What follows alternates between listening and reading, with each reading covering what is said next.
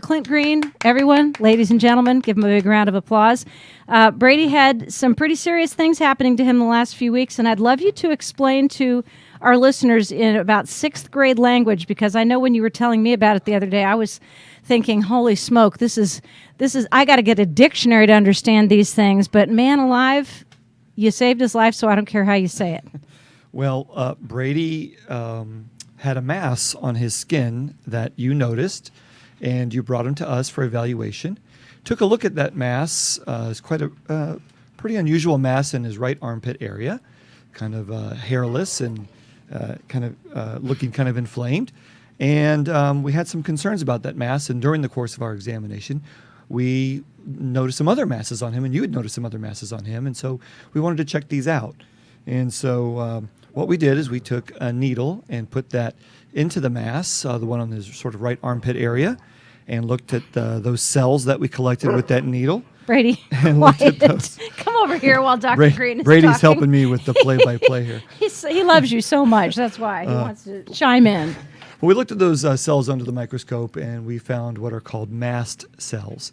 And mast cells are a normal cell in the body. They come from the bone marrow and the bloodstream, and they can congregate and they can lose their ability to be controlled, and they can reproduce and form masses in the skin or tumors. Yeah. And so he had a mast cell tumor that we diagnosed. And the one was under his left armpit, and interestingly, the other one was on his left flank, on the rear. And it was so funny because you guys told me to use some bright red nail polish and paint the other lumps that I felt, and that way you could aspirate the ones that were of concern to you. So there were 3 or 4 places that you shaved, but you only found one other that had these mast cells in there. That's right. He had the large one in his right armpit area, and then a very small, firm nodule on his left flank as well. And we confirmed that at the time to have mast cells present there as well. See, so they're tricky. It's They a are little tricky. bit like breast cancer, because you think, okay, sometimes they tell me if it hurts, it's not cancer. If it moves, it's not cancer. All these crazy things. And you think,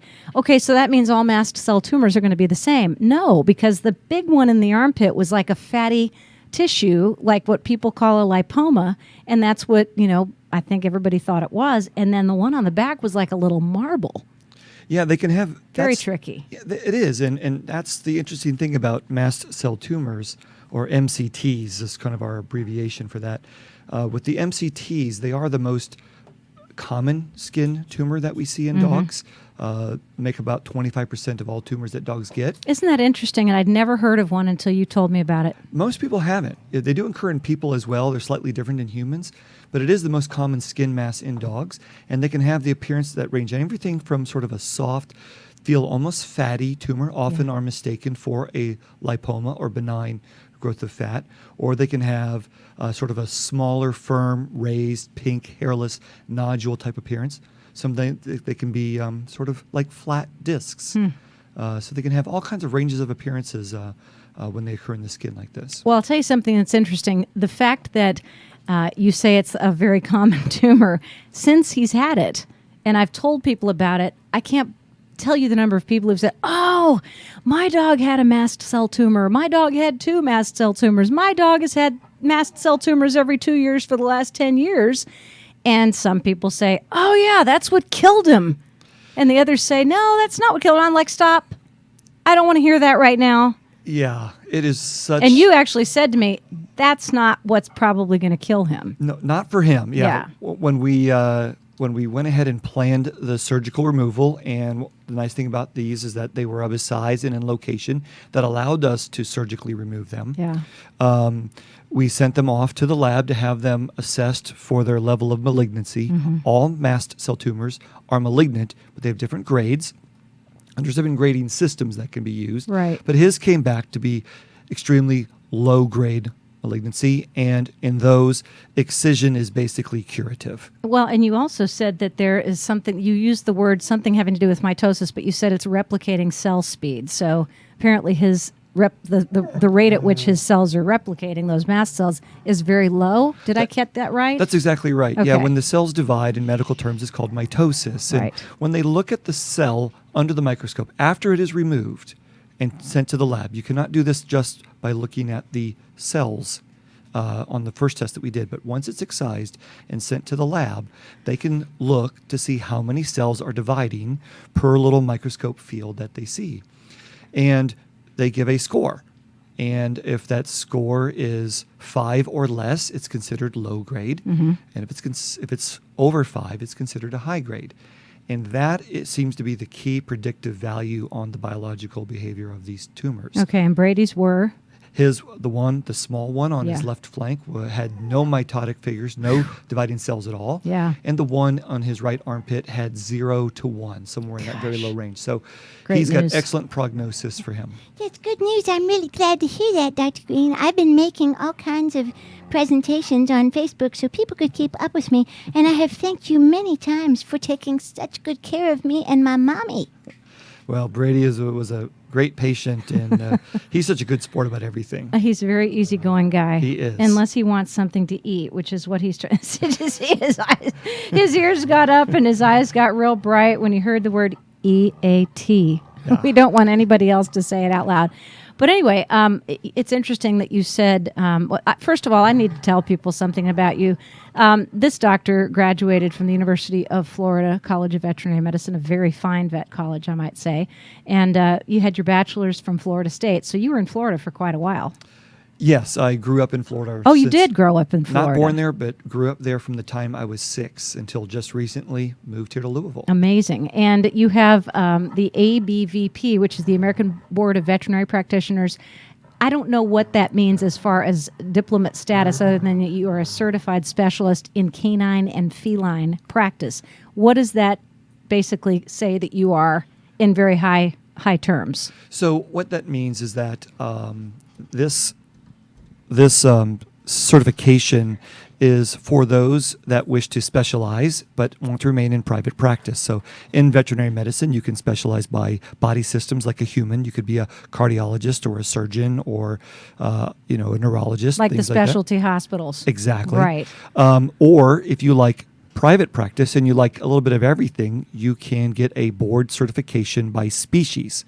So you don't take rabbits, in other words. I can see rabbits. No, as a veterinarian, I can see anything, and I do have a special place in my heart for the small exotics, pocket pets, rabbits, guinea pigs, those kind of things. But I have actually gone through extensive additional training and board certification and testing. It's a pretty arduous 3-year process. In addition to vet school. That's on top of the vet school and having practiced minimum of 6 years. Whew. And then you have to go through this boarding process and take the test. And then when you pass the test, you become a board recognized specialist in canine feline practice. So I'm the kind of guy that likes a little bit of it all. I like the dermatology. I like the internal medicine. I like the surgery. I like a little bit of all. I like all aspects of private practice. And so rather than being specialized into a particular body system, I'm actually specialized by species. So it's someone who's kind of met a higher level standard of care, of excellence and performance in the canine feline realm. So we got 4 years of college, 4 years of vet school, 3 years of this advanced training. Six years of practice before that. 6 years of practice, and then 3 years? And then 3 years to do the certification process, which you do during your practice. So you're writing papers and doing working all this kind of stuff. Holy smoke. And then you take the test. Is this like sitting for the law school boards? Exactly. It's a 2-day test. 1 whole day is just written, and then 1 whole day is practical, where they test your clinical knowledge as well. So do they actually have a veterinary site set up where you're going in there and doing stuff with animals? Or when you say testing your clinical knowledge? Originally back when that first started, yes, they would have that kind of stuff. But now it's all done usually with images on screens or interpreting ECG readouts or pictures of certain things, and you're trying to interpret it that way. And how do you translate that to real hands-on practice? Well, I think that's the trick here, is that there are lots of book-smart people and book-smart veterinarians, but to be able to translate that into hands-on, making a connection with first my patient, in this case Brady. He loves you. And then with you as an owner. I think that's the key part. I love you too. So I think that's the key there is that Sure. there are veterinarians I think that can do that better than others. Fortunately, I'm someone who is able to do that, and my personality kind of fits into that where I can kind of do that, and that comes pretty naturally to me. That's pretty awesome. When I come back, I'm going to play a little song here. When I come back, I want to ask you about the difference between cats and dogs because you are qualified in both. So I'm going to ask you what the differences are. When we come back on Waggin Wednesday, 14 minutes past 4, I'm Tara Bassett. Thanks for listening to WCHQ. I wake up 9:30. The sun is shining and I'm feeling fine. I get up, go downstairs, and out the back door in the morning air.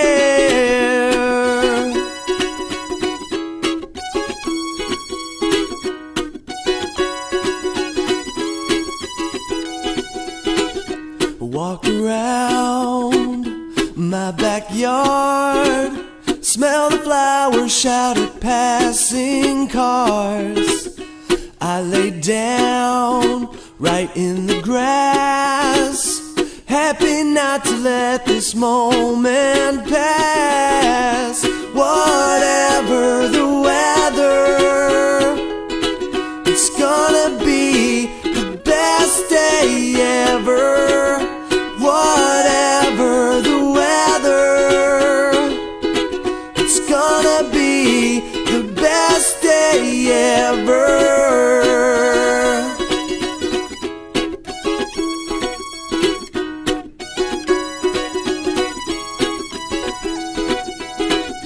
Hey, let's go. Once more, Nick, thank you so much for chiming in there with us. Brady is with me in the studio along with Dr. Clint Green, who is who knows exactly where the camera is. He's very good about this. Recently relocated here from Gainesville, Florida, and he practices at East Louisville Animal Hospital, which is Brady's and Gracie's and Wyatt's and my vets. Well, you know, somebody used to say to me, if you're calling your vet for human information, you might be a redneck. But I've been able to go in there for a long time. And, you know, I have to give a shout out to Frank Knuckles. He is the best vet tech in the city of Louisville. And I'm sure that you know that from working with him for a short period of time. And people all over, every time I post something about the dogs and about Frank, people write, Frank is so great. We love Frank. These guys definitely love him. Frank is great. He is certainly one of the best techs I've ever worked with. Yep. And you know, he's a fixture at East Louisville Animal Hospital. Yeah. And I'm fortunate enough that he has been assigned to me. Yay. On my team. Yes. And so Frank plays a very integral part in my day-to-day work there and success at the practice. Well, he says to tell you that he's going to get the check in the mail to you right after the show. Okay, so great. Perfect. Good job, Frank. Hope that was good enough for it. you, Frank. It was actually fantastic. And I said to you the other day, whatever you're paying him, it's not enough.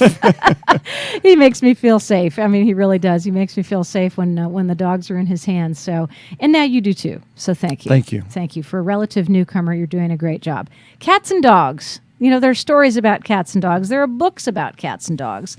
And you happen to have a practice certification that is a really awesome thing. You're a board-certified specialist in both canine and feline practice.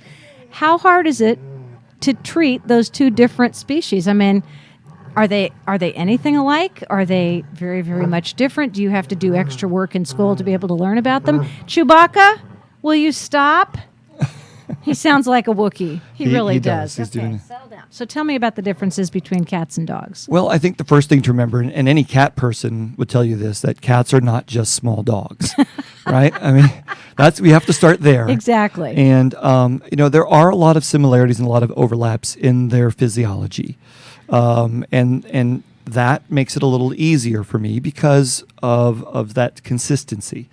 And owners, I think, can appreciate this as well. And there's a lot of overlap between dogs and cats in our own physiology.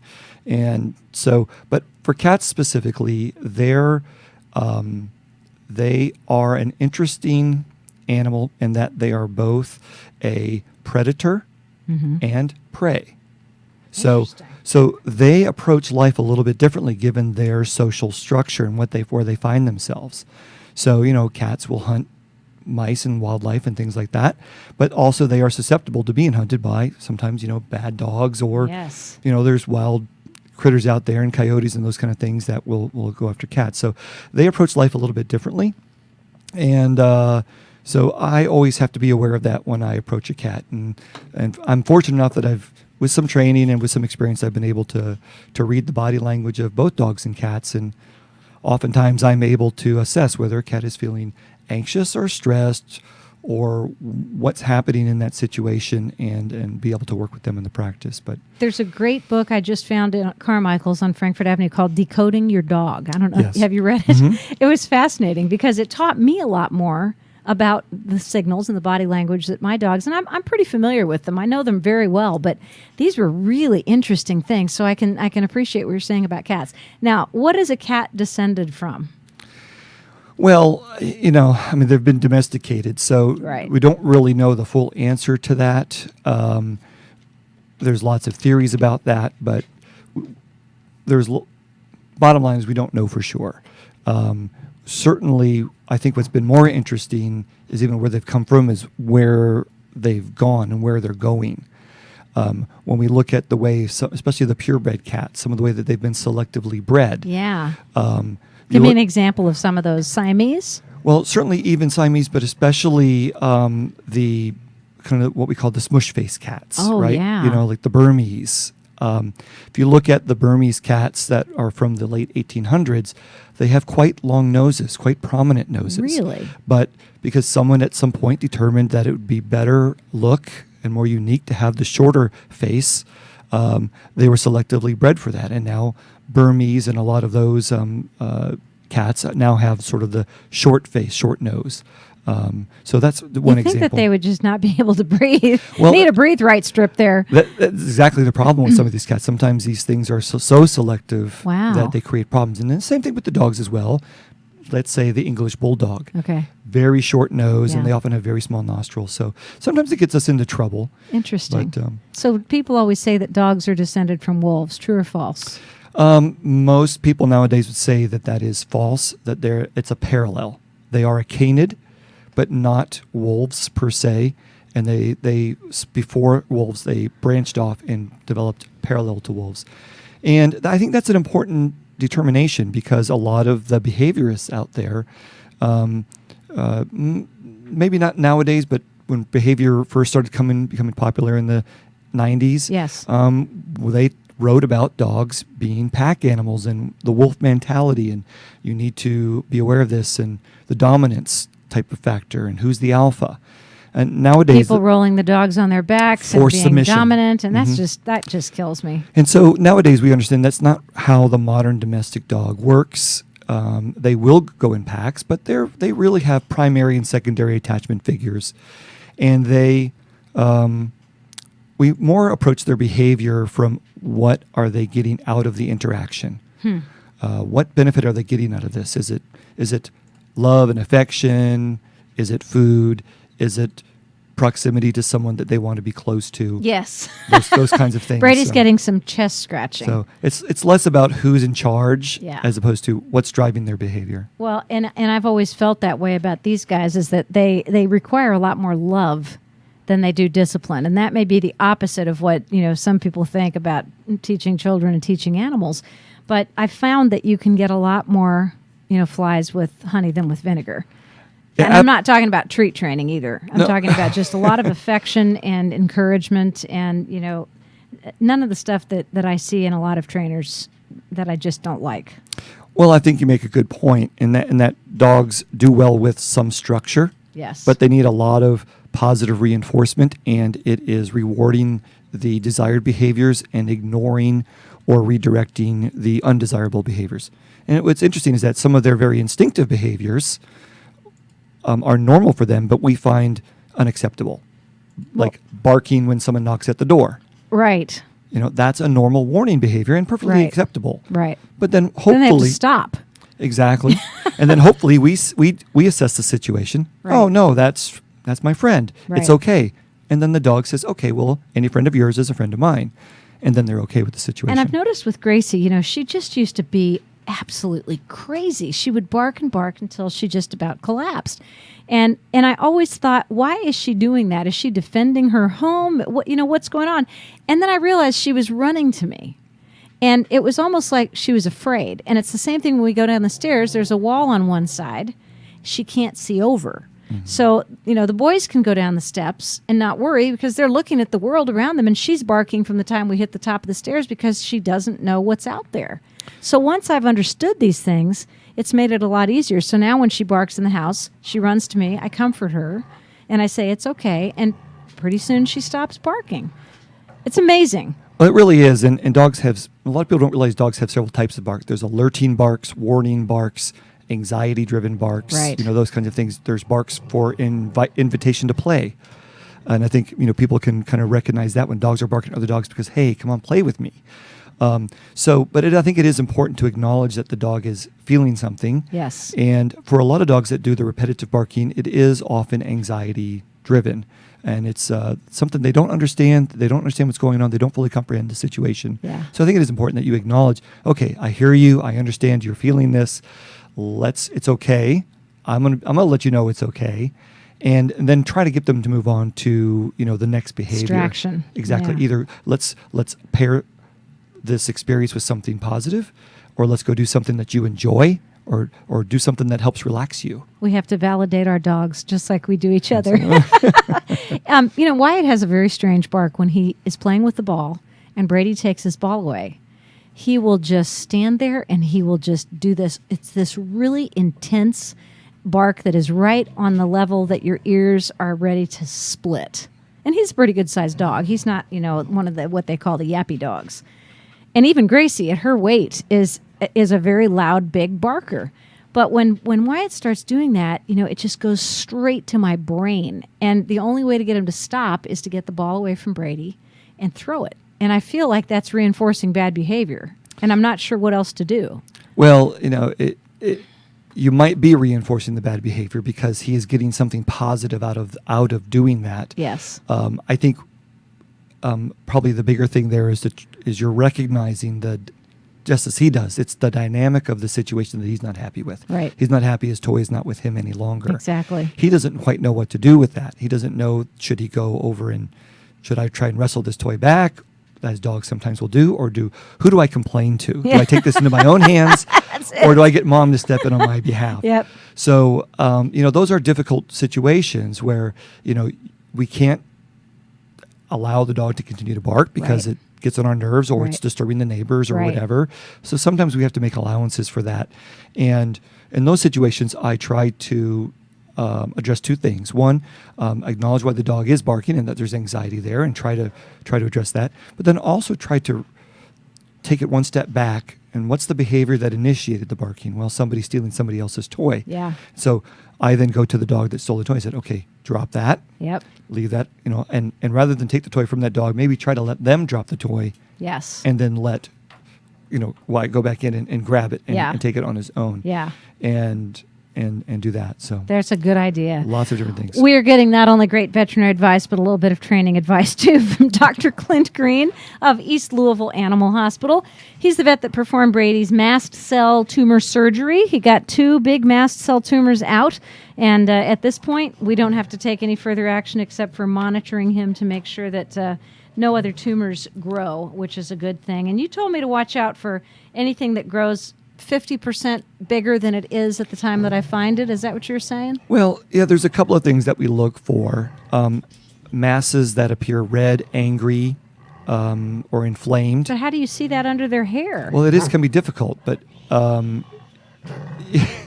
he is such a Chewbacca. He's bound He needs intent a lot to of be part of this attention. show today, He isn't does. he? He Yeah. likes to talk. I just want some attention here. I'm so tired of everyone talking like I'm not present. That's enough. Come Come on, see Dr. Green. come see me. Go see Dr. Green. Go on. Hi.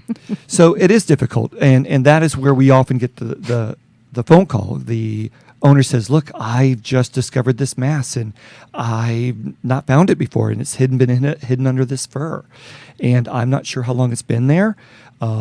So we always say, well, let's take a look at it. Yes. And we set a baseline. And if there's any concerns or it has certain characteristics to it, like I said, red, angry, rapid growth is often a sign of malignancy. Right. So that's one of the things that we watch for. Right. Not all malignant growths go rapidly, and not all rapidly growing growths are malignant, but it is one of those He's characteristics. had this for a while. Yeah.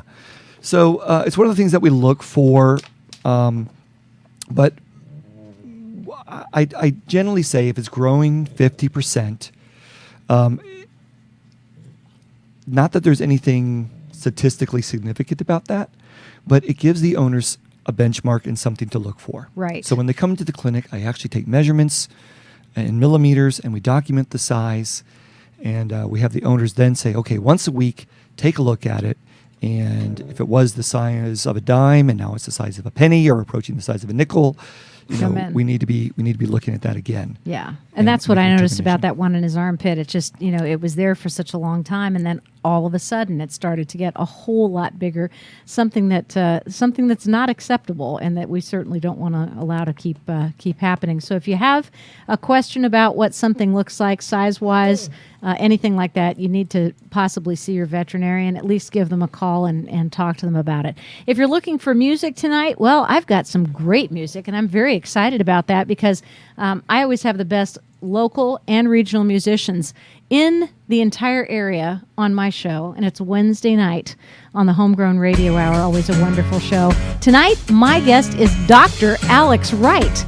He's a hospitalist, but he's also a fantastic singer-songwriter, and he's taking time off from his adorable children and his lovely wife and his medical practice to come in and be my guest on the Homegrown Radio Hour. So, Alex, thank you so much for giving us an hour of your life tonight from 7 to 8 o'clock right here on WCHQ 100.9 FM, the Homegrown Radio Hour. Here's some more music opportunities for you tonight from Kevin and Bryce of the Morning Jam. Let's take a look at the WCHQ concert view for Wednesday, October 12th.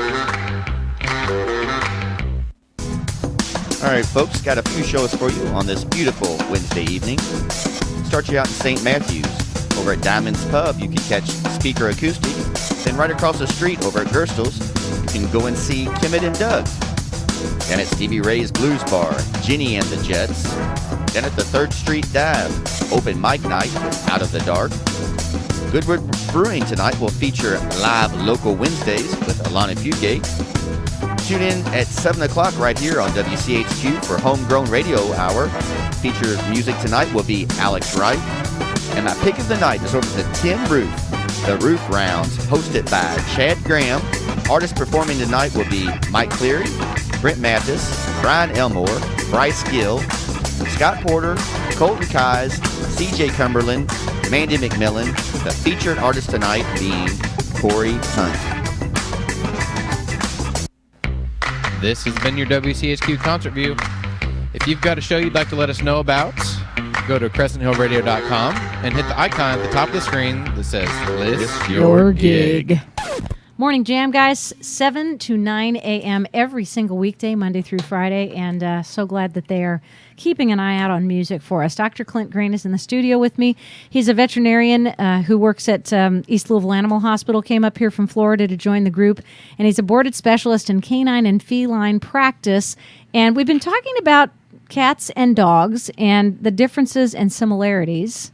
Yeah, so Tara, I would like to kind of revisit one of those issues. Speaking of those differences, specific to you and Brady's case, he had the cutaneous or skin mast cell tumors, and it's interesting in cats. They get the same tumors, but they behave biologically different in cats as compared to dogs.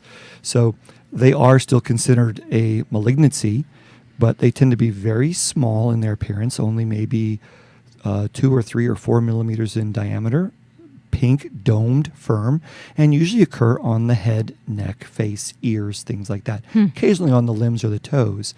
They are much, much less aggressive in cats than they are in dogs. In cats, really? I wonder why that is, but it's hard to tell because we don't know where they come from. That's right. We know that there is a gene mutation that causes In about 25% of the mast cell tumors, they have a mutated gene that allows them to grow, but the rest of them they don't have that mutation. We don't know what triggers them. So in cats, it is still recommended that they be surgically removed, but we're not quite sure why they behave differently in cats than in dogs. The interesting thing about cats is the low-grade ones are maybe just a little bit more likely to spread to other areas of the body than the low-grade ones in the dogs. Do they judge them by the same standards, the stage 1, stage 2, stage 3, and then, or grade 1, 2, and 3, and then does the mitosis have anything to do with them too? Yeah, when they actually take those tumors off and look at them under the microscope, they are graded exactly the same as the dog. Interesting. But the prognosis and the biological behavior is a little bit different. So Okay. Well, I'm glad to know that there are differences and similarities between cats and dogs' mast cell tumors. And people have said to me, "Oh, they're mast cells." No, they're mast cells. Why are they called mast cells? Well, that's a great question. Their name is mast, M-A-S-T. Okay. And it is a mast cell. And I can't tell you why they've gotten that name, but it's interesting. These cells are normal blood and bone marrow cells, and they are round, and they contain granules on the inside. So I always seem to think of them as those old cough medicine capsules, that when the capsule disintegrates, it has those little granules all on the inside that get released into your system. Well, that's what these cells have. They have these little granules inside, and they contain lots of inflammatory chemicals. And the big one that they contain, the big two that they contain, are histamine, which is what causes bug bites to swell up and things to become itchy and red, and heparin, which is an anticoagulant, which causes things to bleed. So one of the characteristics of these mast cell tumors is if you touch them or poke them, you actually cause these cells to break open under the skin. Which is why you told me to leave it alone once we found it. Exactly. And these things often will turn red or get somewhat swollen or puffy.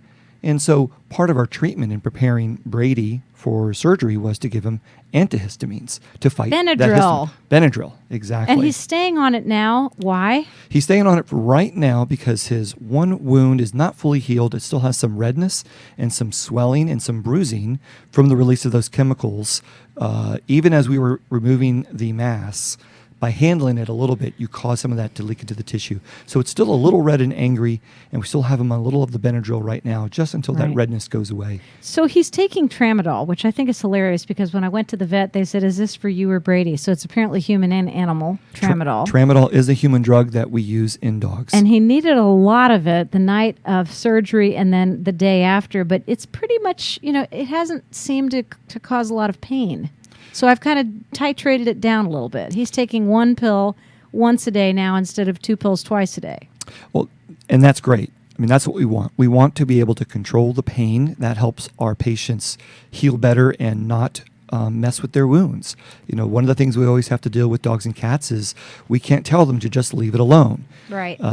So absolutely. And yes, we can put the cone of shame, the Elizabethan collar on them, and try to get them to stop licking stuff. But if we can stop pain from being felt initially, even by giving them pain medications prior to surgery and then following up with adequate pain medication post-operatively, we find that they tend to leave their surgical sites alone. We get better healing, less chance for infection, those kinds of things. Well, I got some news for you, Dr. Green. My Aunt Carla Haas, who has Rudy Green's Doggy Cuisine, and that is a shameful plug for her, gave me something called a comfy collar. He's coming over. I'm coming over so I can talk into the microphone a little bit better. She gave me a comfy collar, which is a lot softer than the cones of shame, and I love her so much for doing that for me. Hi, Aunt Carla. I know you're out there listening to your Brady Raymond on the radio. Yeah, those soft collars really do help. Those are very nice, especially they're soft. They're kind of some of them are inflatable. They look a little more like a donut. Some of them are fabric. Those can certainly help a lot as well, absolutely. Yeah. He also wanted me to say that he decided on his own to reduce the pain medication because he didn't want to become dependent on it. Well, that's true. We do have a little bit of issue with that. Not so much in the dogs, but what's nice about tramadol is it does give them the pain, but doesn't have some of those sedating effects that you can get with the stronger painkillers, and we don't have so much of the chemical dependency. Is it a issues. controlled substance or no? It is a controlled substance. Is it now? Okay, so humans would have to be careful about it. Absolutely. Wow, that's interesting to know. Dr. Clint Green is in the studio talking to us about veterinary issues, and I know that we have the opportunity to ask questions. If anyone has a question that you'd like to send me on Facebook, I have my Facebook opened up right in front of me, and you're welcome to give me a private message and ask those questions, and we'll try to get them answered for you. Dr. Green, what was that first motivated you to get into veterinary medicine? I love asking this question of people. That's a great question. I came to veterinary medicine kind of the long way around. I was at Florida State, and I initially went there for computer engineering and computer science, and I found I was good at that, and I liked it, but I decided I would not be satisfied with just working in front of a computer screen. I wanted the human factor, the interaction, and I kind of, muddled around a little bit there and continued to study psychology. That's actually what my undergraduate degree is in, psychology, and that's why I have a big interest in behavior. Yeah. But I was actually having a discussion with my bunkmate one night. I said, gosh, I'm really struggling here. I've thought about medicine. I'm not really sure about that. And he said, look, you've told me all these stories of the animals you've had and that you've liked and all those kind of things, and you do like medicine. So why not combine the two? Why not veterinary medicine? Wow, great idea. I was like, ding, a little light bulb goes off. And did he go to vet school too? He did not. But he was a business major, so he knows things. You keep in touch with him? Not as much as I'd like to. That's awesome, though, that he gave you that good advice. I had a friend once who said to me, you should do what Oprah Winfrey and Phil Donahue do. Isn't that crazy? Being a talk show host. Well, yeah, I mean, there's nothing better than that. You get to. I've done it for 30 years. You get to meet interesting people and hear great stories. I meet all kinds of interesting people. I'm so glad that you're here with us. I do have a question from one of the folks who are listening right now. Her name is Amy St. Peter. That's interesting because my best friend Nancy St. Peter from Oregon went down to Texas. First of all, she went to Purdue Vet. Then she went to Gainesville to do her residency. She did a Chino internship, I guess, in between them. Chino, California, which is a fine equine hospital. And then she came down to Gainesville and was there for 4 years. And then she moved to Texas and created a mobile veterinary practice, and then a surgical practice, which was unreal. And her last name was St. Peter, so that's pretty funny. So Amy St. Peter has a question. She wants to know, do dogs have memories? Do they know that I'm gone? Do they know that I'm going to come back? Are they upset with me for leaving? Well, you know about psychology. Tell me what you think. Great question. Yes, dogs definitely have memories. They can form memories and they can recall memories. We're just now starting to understand the extent of that. For a long time we thought they were just kind of dumb dogs, and we kind of treated them as such. But we definitely know that they have memories. And yes, the dog is, we call them cognizant animals, so they're aware of their surroundings, and because they are relational, they are very aware when the person or other animal that they're in relationship with is not present. So yes, do they miss you when you're gone? To some degree, yes. If a dog is well adjusted, they're okay with that. Yes. If they have some issues with that, then maybe they're not okay. They're not okay with that. Getting to the point, though, is the dog maybe mad at her for being gone or upset with her for when she comes home? That kind of gets into a whole nother can of worms. That's anthropomorphizing your animal, a little bit, isn't it? Yeah. Most of the dogs, their behaviors that we see with the destruction when the owners are gone, or peeing on the bed or things like that, are usually results of the anxiety and the stress that they feel because of that separation that occurs from their attachment figure. Well, it's funny because I have specific things that I say when I'm leaving and when I'm coming home. And when I'm going out the door, I say, I'll be back. And if I'm in an enclosed quarters, if I'm in a small room, like in the bathroom, and all three of them are in there with me, which is so typical, I say, I'll be right out. And they turn around and they walk out of the bathroom, which is so funny. And I say to them in the kitchen, out. And they back out of the kitchen. And so they know commands. They are very, very clear. And excuse me. I need something. What do you need? I need some attention, and I may need to go potty outside. You just went potty outside. Why do you think you have to go again? Well, because it's 5:15 and I have some beautiful women coming to visit me in the next half hour, and I need to know exactly what I'm going to be up against. And if I don't know, then I might get excited and I might pee on the floor. No, don't do that. Kathy will be very upset with you if you pee on the floor. Well, then you better help me out, because I don't want to meet Seema and be distressed and pee on the floor. Seema's going to be with us, and she's a financial planner who's pretty awesome. Seema Sheth. Then we're going to have 2 or 3 lovely young women. Stop now. From Louisville Girls Leadership. Thank you, Doctor. He's taking Brady's attention away. Louisville Girls Leadership will be with us for a full hour, and looking forward to seeing all of them. And Brady's just being a stink pot because he thinks that since he's been sick, he deserves all the attention. And that's pretty funny. But anyway, I say, I'll be back, and then I'm home, and they're so happy to see me. And it seems like when I leave, they give me those, sad faces. But if I forget something and I come back in, they've already gone to their spots. Exactly. And they have forgotten that I even left. and that's the sign of a well-adjusted dog. Yeah. Someone that's learned to be okay, independent. Yeah. They're not codependent. Right. And we give them their verbal cues. And if you asked about memory, or your listener did. I can tell my dog, "Where's your ball?" Yes. And my Labrador Abby says, "Hey, where did I put that?" And She starts looking she's for looking it. for it, and she knows what a ball is versus another toy. And so definitely they have memories. And people often ask, do they dream? We know the Yes. dogs that do the Twitching. the twitching and the Yes. vocalization. And yes, we do believe they dream. We can't tell for sure, but we do. Oh, that's amazing. We do feel that they do dream. They have activity in that area of the brain. When we come back, we're going to talk a little bit about how dogs actually find things, and it's about how they actually recognize things. Is it the 5 senses? Is it instinct? What is it? And I'll be talking with Dr. Clint Green from East Louisville Animal Hospital coming up very quickly on Take It From Tara's Waggin Wednesday. It's 4:45.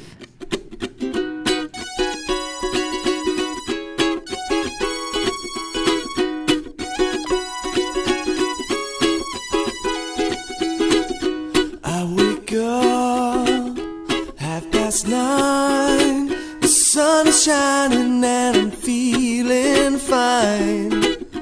I get up, go downstairs and out the back door in the morning air.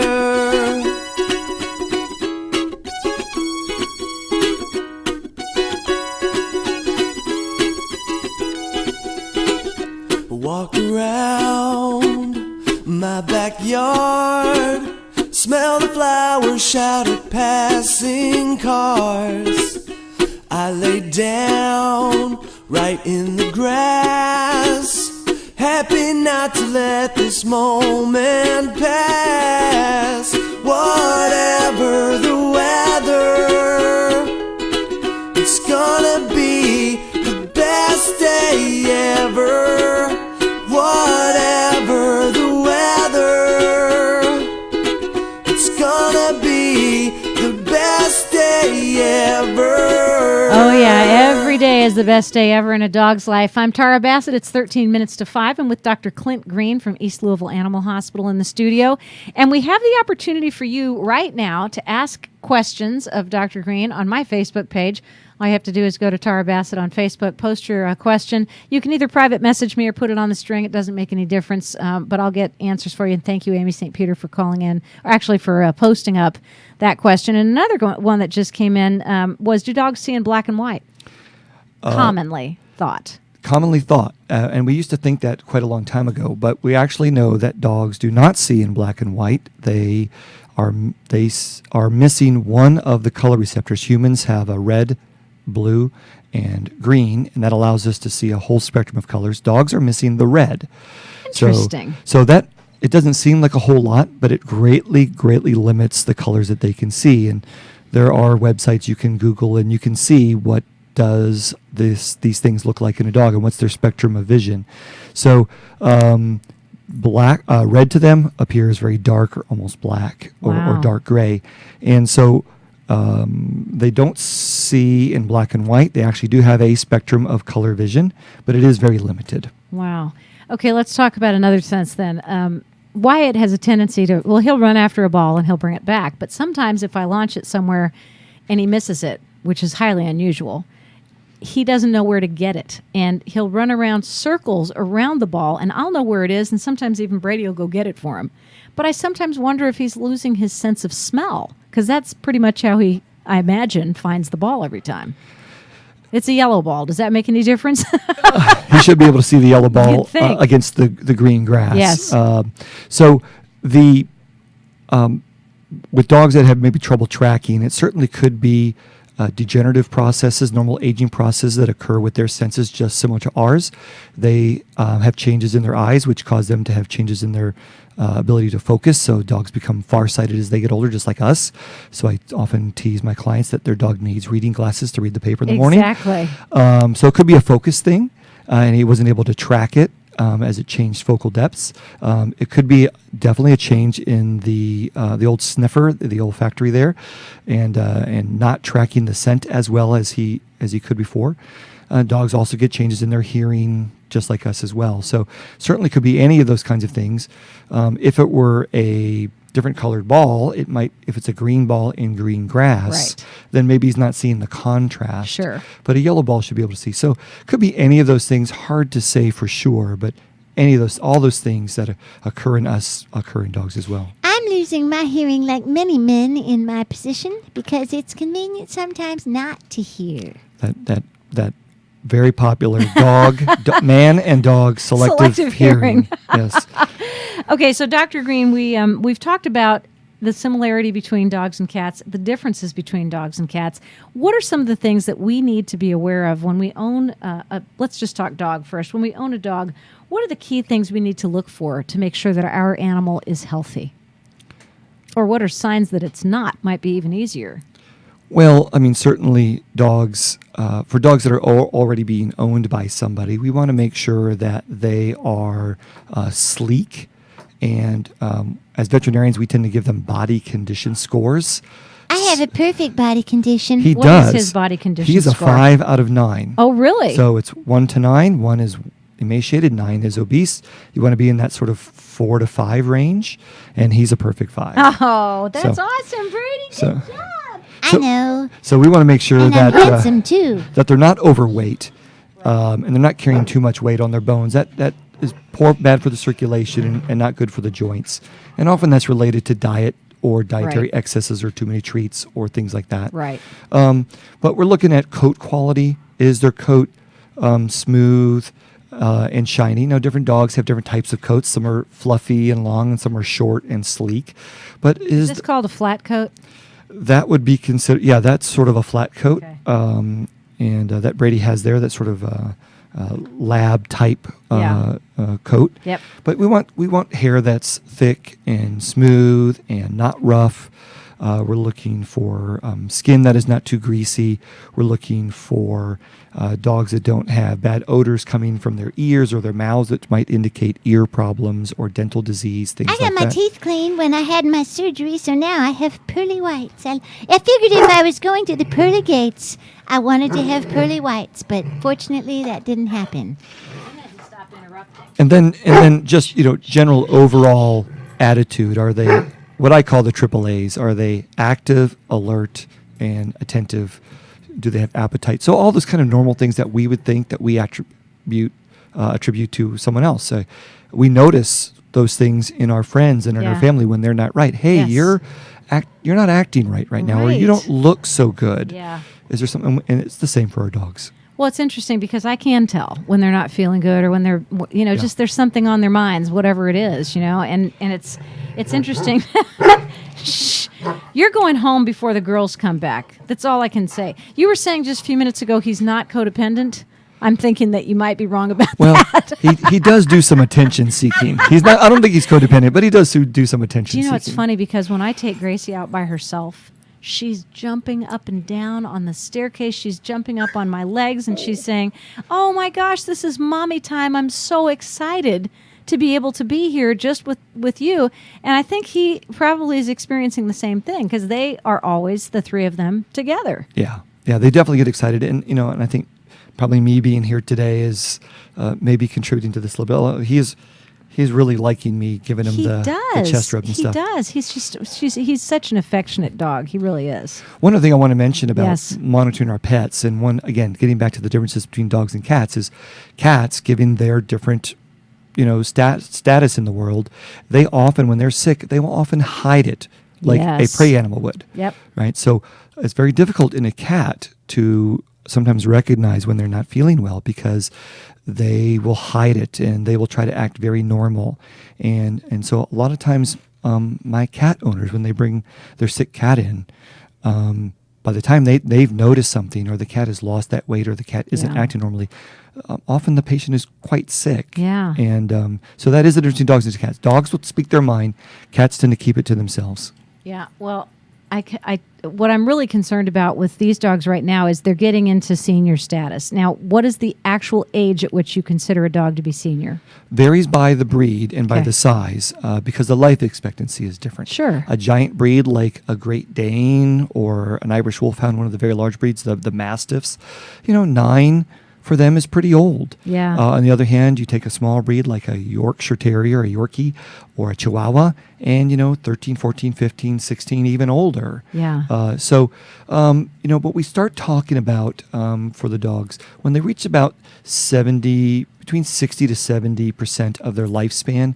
That's when we start thinking about, making sure if we haven't been doing annual blood work screening, at least do a senior checkup. Yes. Take some baseline blood work and urine and check those numbers. Give us a baseline where they are. And that way, if there are changes in the future, we have something to compare to as well. So for someone, Brady's kind of a mix between a lab and maybe a Dane. I think we're maybe thinking That's for what, him. Yeah, that's what I've been told. So, but I would expect him, he's in that 90-pound range. I would, certainly think his lifespan is going to be in that 12 to 14 years. So for dogs like him, somewhere around 7, 8, somewhere in that range, we start thinking about, quote, senior. Yeah. And go from there. And a younger dog, it might be a little bit older. All right. We talked a little bit about the wolf concept, and I know a lot of people started feeding animals raw diets, all raw diets, and then there something, kicked back with the kibble. And there didn't used to be dog food. For a long time, there was no dog food. And then there was dog food. And then we got away from feeding anything raw. And now it's just kind of a mix. So Maddie Tonini has written All Raw Diet with Raw Fermented Goat's Milk, a 100-pound Rottweiler going through Madison, Wisconsin chemo treatment for follicular lymphoma. Should we include veggies in his diet? And should they be raw veggies? Great question. The big concern with raw diets, although I understand where the intention comes from on the part of the owners, the big concern from a medical and scientific standpoint is they're often quite imbalanced, especially in the protein to fat to carbohydrate ratio or within the minerals, the magnesium to phosphorus. And that can create other problems for the dog or the cat, predispose them to bladder stones or nutritional deficiencies or excesses, which are not good either. And the other thing about the raw diets is almost all of them have way too high bacterial content in there. Really? Whether it be the E. coli or the Salmonella bacteria or some bacteria or some of the others. So there are very, very good diets that can be made at home, and there are services that you can get online.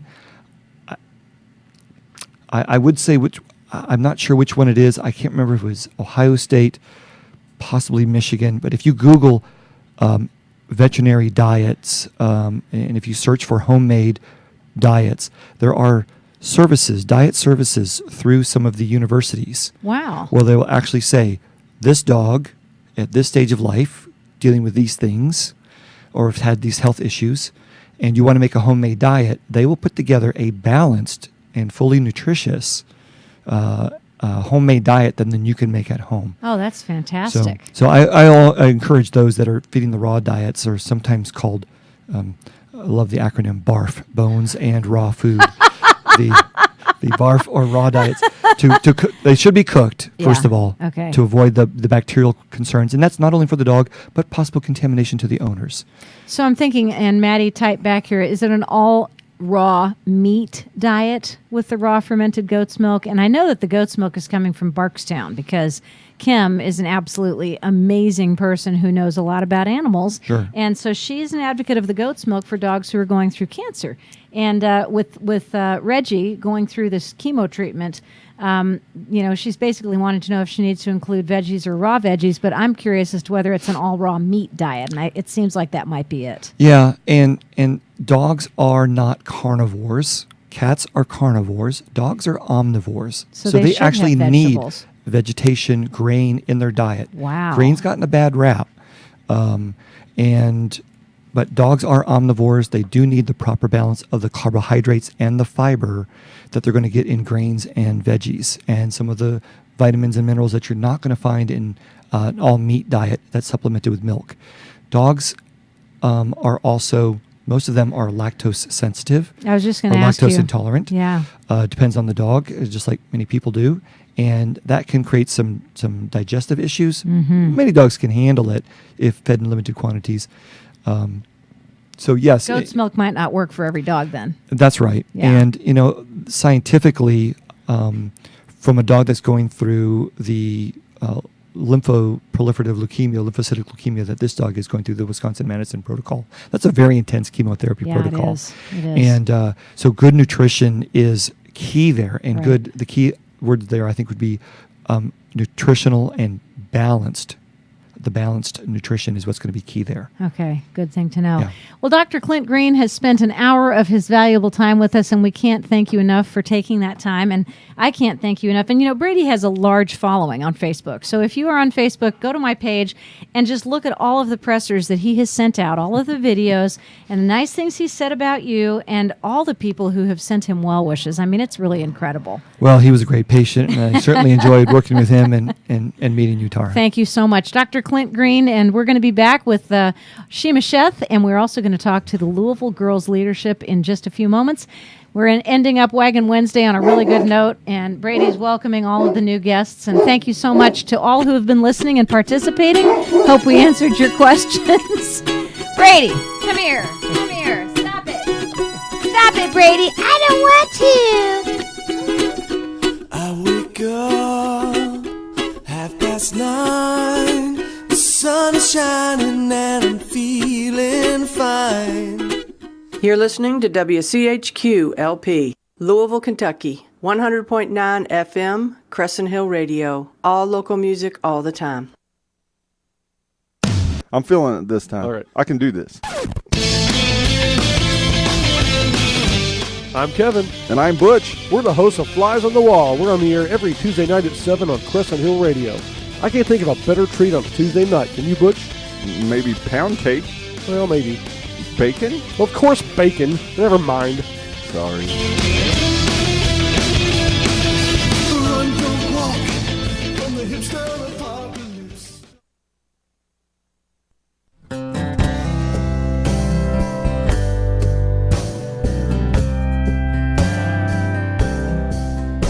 There are ways of holding on by letting go. There are ways of gaining ground by going slow. When you're drifting into darkness, it might comfort you to know there are ways of holding on by letting go.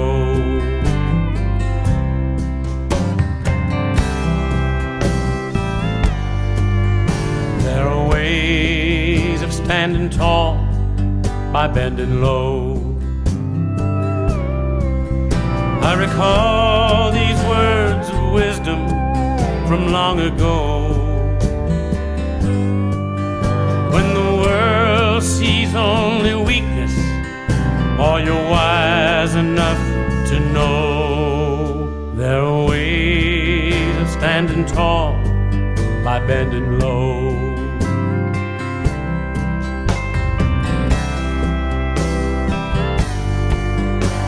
There's a candle in the night, burning low. Even in this world of darkness, still it glows. With just enough light to guide you when you don't know where to go. There's a candle in the night, burning low.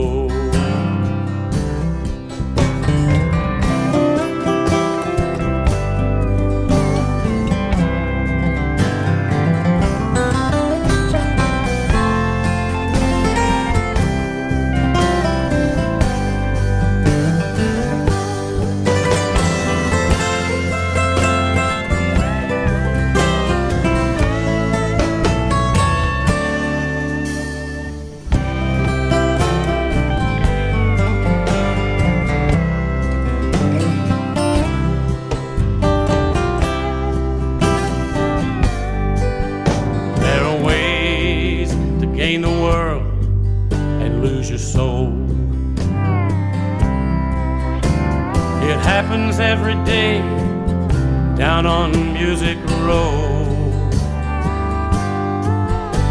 You wake up in your penthouse with a stranger in control, 'cause there are ways to gain the world and lose your soul.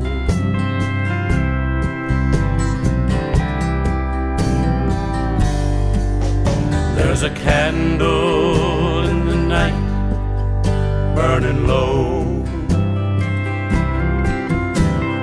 Even in this world of darkness, still it glows.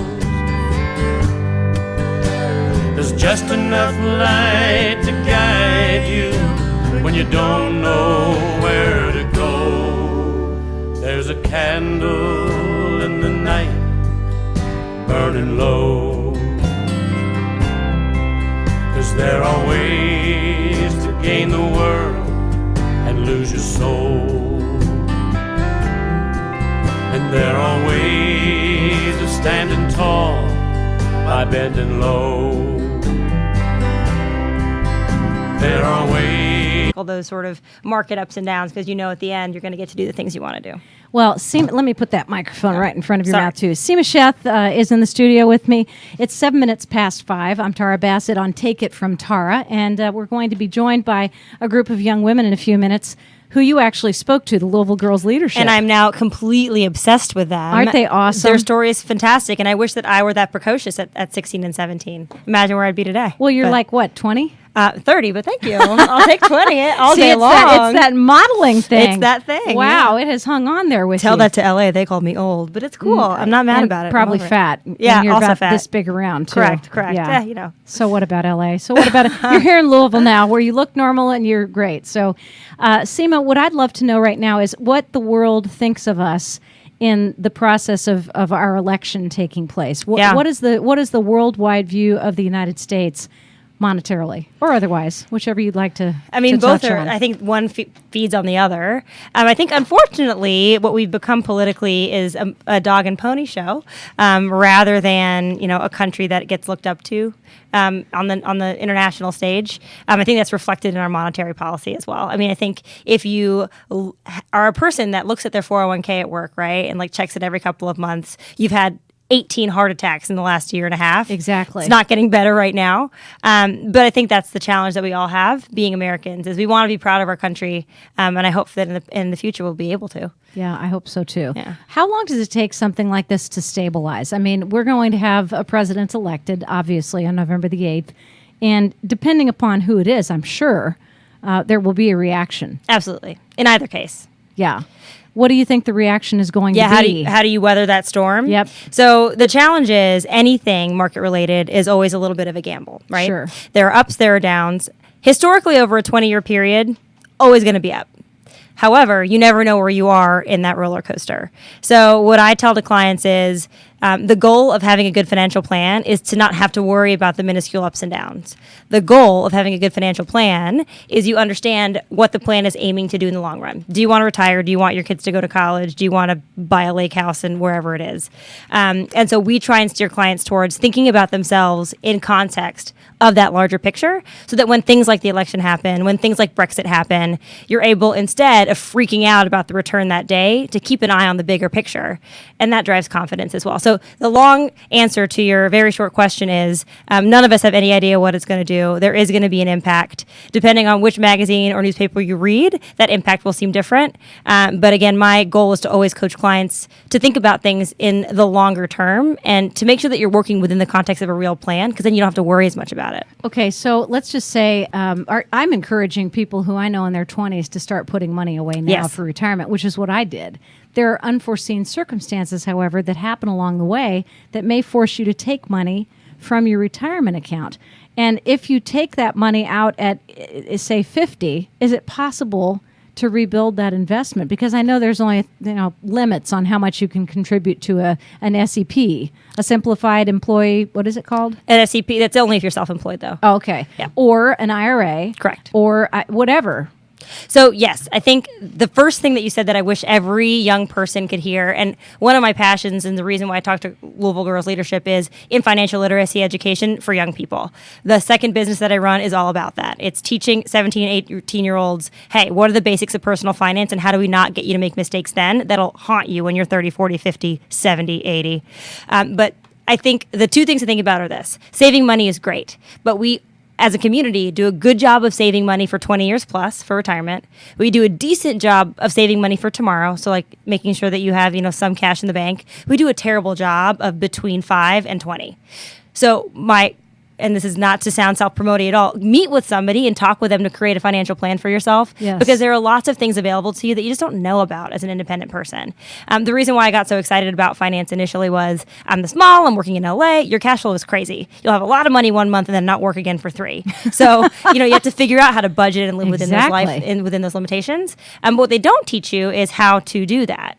So I think that you're right. There are places where you can put money. You can always rebuild if you take money out, but the goal will be to never have to do that. And the way that you accomplish that is by having an adequate amount of cash on hand in a liquid emergency fund. It's about putting something in midterm dollars, whether it's through a brokerage account, through a cash value life insurance contract, whatever you utilize. And then the third piece is making sure that you're doing enough to save for retirement. Isn't that amazing? But we just all do a really good job of thinking about really long-term goals, particularly retirement saving, because it comes out of your account without you having to do anything. Yes. So if it comes out of your paycheck, you don't think about it, you live on what's left over. What we need to do is create those same mentalities with other buckets of money. So create that same mentality with a short-term bucket, create that same mentality with a midterm bucket. And then when you're 50 and you need money, you're not going to your retirement account, you have somewhere else to go. Is it possible at this point in time to expect that we're going to be able to live on Medicare? That's a tricky question. And a lot of people I know have just gotten onto Medicare and they don't have any savings and they may have some credit debt. And they're worrying. They're worrying that they're going to have to work into their 70s. And this is the challenge with not doing enough foundational planning when you're young. Right. Nothing can make up for the compounding interest that you get when you start young. Mm-hmm. So that accumulated growth can do crazy things for you once you get to that retirement deadline. Right. The challenge is if you haven't done enough saving up to now and you're expecting maybe a Medicare and a Social Security blanket to give you that warm hug, you'll realize very quickly once you hit those points that there isn't enough there for most people to live the lifestyle to which they've become accustomed. Right. Unfortunately, we're seeing that. People are working far into their 70s, far into their 80s, and they're passing away at their desk, because they've had to work forever. So you can't make up for not having enough income. There's no place to find it. There's no hidden loophole that will allow you to pull more money out of your Social Security. But again, that's encouraging people that are young to start early. And those that are even getting close to retirement, if you're in your 50s and you're not sure if you're going to have enough, but you're just going to keep your head down and keep working, bring your head up, take the proverbial head out of the sand and figure out whether or not, do an analysis to see, could I make a small adjustment today? That would make a huge impact tomorrow. And in most cases, there is a way to do that. Amazing. And I said just a minute ago, can you live on Medicare? And I meant live on Social Security. That's what I figured. Medicare is having some pretty serious issues, too. And I know that right now there's a huge discussion about what is going to happen to the Affordable Care Act. insurance rates are out the roof. So what can we do to prepare ourselves for the eventuality, which is probably a reality, it's not going to go away, that we may not be able to survive on the Medicare or Medicaid, depending. What can we do right now to save money to be able to prepare ourselves for the need for that? That's a great question. So, nobody has a crystal ball to see what those costs are going to look like in the future. There are a ton of growing pains that we're all living through right now. Right. Given the election, who knows what's going to happen in the future? But I think the thing to think about is when thinking about retiring, when thinking about living on a fixed income, one of the things that we often ignore are expenses that we aren't currently worrying about. So we're good at thinking about, well, if I don't have a mortgage, then that's off my line item, and if I'm going to live off of a fixed income, I have this much for food and this much for ancillary expenses. But you need to factor in healthcare in there. Right. It's an extraordinarily expensive thing that you need to start planning with in the beginning. And as a financial planner, whenever we sit down with somebody, one of the questions that we ask when we dream about retirement initially is, have you considered the cost of healthcare in your retirement plan? Yes. Almost everybody says no, and so that's where we build that into the plan in that budget that we create for retirement. Absolutely incredible when you stop to think about it. We're going to take just a second, take a break here, and I'm going to set up some more microphones because the Louisville Girls Leadership candidates are coming in. What are they called? Are they not called candidates? Members? Participants? I don't know. What do you call leaders? Leaders. Louisville Girls Leadership leaders coming into the studio. We'll be back in just a moment. I'll take it from Tara. It's 15 minutes after 5. You're listening to WCHQ 100.9 FM, Crescent Hill Radio. Here's Houndmouth. 2, 3.